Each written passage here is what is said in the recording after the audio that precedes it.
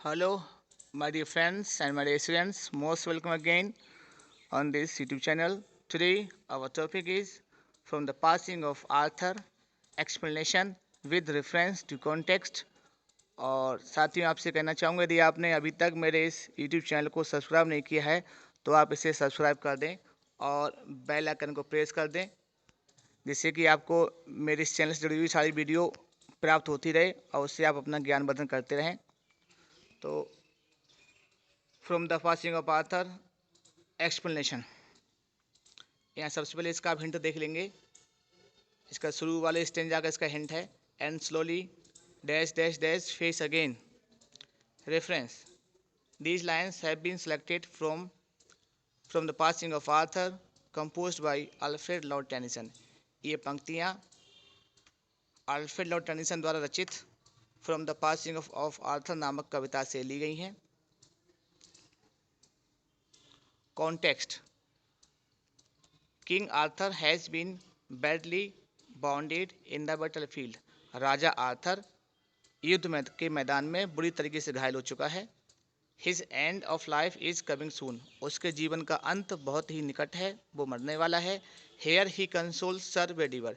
इसलिए यहाँ पर वो अपने एक सेनापति सर वेडिवर के लिए सांत्वना देता है, उसे समझाने का प्रयास करता है कि आप मेरे मर जाने के बाद आप रोना मत, परेशान मत होना। तो यहाँ पर राजा आर्थर सर वेडिवर के लिए सांत्वना देता है।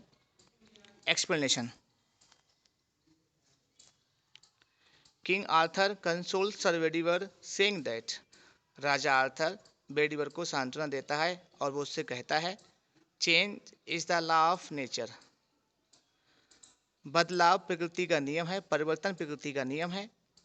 इट इज़ इनएविटेबल, ये अपरिहार्य है। जैसे कि मृत्यु इंसान के जीवन में अपरिहार्य है, ठीक इसी प्रकार से परिवर्तन भी इंसान के जीवन में अपरिहार्य है, ये निश्चित है और होके रहता है। Every good custom is changed, हर अच्छी से अच्छी परंपरा भी समय के साथ साथ बदल जाती है with the passage of time. He tells sir Bedivere, आगे राजा सर वेडिवर से कहता है, that he has lived his life, कि उस राजा ने अपना जीवन जी लिया है। And he has to leave this world, और उसके लिए इस दुनिया को छोड़ के जाना पड़ेगा क्योंकि वो युद्ध के क्षेत्र में बहुत बुरी तरीके से घायल हो चुका है। ही रिक्वेस्ट सर वेडिवर, इसलिए वो सर वेडिवर से प्रार्थना करता है, to pray for his soul, कि सर वेडिवर उसकी आत्मा के लिए प्रार्थना करे। आफ्टर हिज डेथ, यदि राजा की मृत्यु हो जाती तो उसकी मृत्यु के बाद सर वेडिवर राजा की आत्मा की शांति के लिए ईश्वर से प्रार्थना करे, जिससे कि राजा की आत्मा को शांति मिल सके। इसके बाद हम अगला इसका स्टेंजा देखेंगे, अगली कुछ लाइंस का हम यहाँ पर एक्सप्लेनेशन रेफरेंस कॉन्टेक्स्ट करेंगे। तो यहाँ पे सबसे पहले आप हिंट देख लेंगे इससे आगे का, pray for my soul dash dash dash farewell.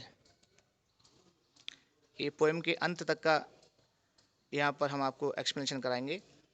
Reference इसका आप देखेंगे, यहाँ पर रेफरेंस जो हमने आपको अभी कराया था पहले वाले हिंट में, उस वही आपका सेम रहेगा। कॉन्टेक्स्ट भी आपका सेम वही रहेगा। इसके बाद आप देखेंगे explanation, king Arthur console sir Bedivere saying that he should not be upset. राजा आर्थर सर वेडिवर को सांत्वना देता है और सांत्वना देते हुए वेडिवर से कहता है कि वेडिवर आप परेशान ना हो, आप बिल्कुल भी निराश ना हो मेरी मृत्यु हो जाने के बाद। He request sir Bedivere to pray for his soul. राजा सर वेडिवर से प्रार्थना करता है कि वो उसकी आत्मा के लिए, आत्मा की शांति के लिए भगवान से प्रार्थना करे आफ्टर हिज डेथ, उसकी मौत के बाद में। He tells him the importance of prayer. राजा आर्थर वेडिवर के लिए प्रार्थना के महत्व के बारे में बताता है। He says that prayer is a thing by which more things are brought. राजा आर्थर सर वेडिवर से कहता है कि प्रार्थना एक ऐसी वस्तु है जिसके द्वारा हम इस दुनिया में बहुत सी वस्तुएं प्राप्त कर सकते हैं। He further asks Bedivere to pray for his soul day and night like a fountain after his death. आगे फिर से राजा सर बेडीवर से कहता है कि हे बेडीवर, मेरी मृत्यु के बाद मेरी आत्मा के लिए दिन रात एक झरने के समान, जैसे झरना दिन रात निरंतर चलता रहता है, बहता रहता है, ठीक इसी प्रकार से झरने के समान निरंतर दिन रात तुम मेरी आत्मा के लिए प्रार्थना करना। He tells him that men are better than sheep and goats because men know how to pray God. आगे राजा आर्थर बेडीवर से कहता है कि बेडीवर, इंसान भेड़ों से और बकरियों से श्रेष्ठ होते हैं, मतलब इंसान जानवरों से श्रेष्ठ होते हैं क्योंकि इंसान जानते हैं कि ईश्वर की प्रार्थना कैसे की जाए।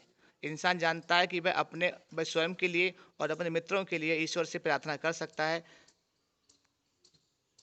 On the other hand sheep and goats don't know how to pray God, जबकि दूसरी तरफ ये भेड़ और बकरी इस प्रकार के जीव जंतु नहीं जानते हैं कि वो ईश्वर से प्रार्थना कैसे करें स्वयं के लिए और अपने मित्रों के लिए।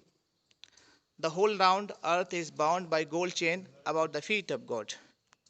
आगे राजा आर्थर बेडीवर से कहता है कि हे बेडीवर, जो ये संपूर्ण ये गोल पृथ्वी है, ये पूरी पृथ्वी एक सोने की जंजीर से बंधी हुई है और इस जंजीर का जो अंतिम सिरा है वो भगवान के पैरों से बंधा हुआ है।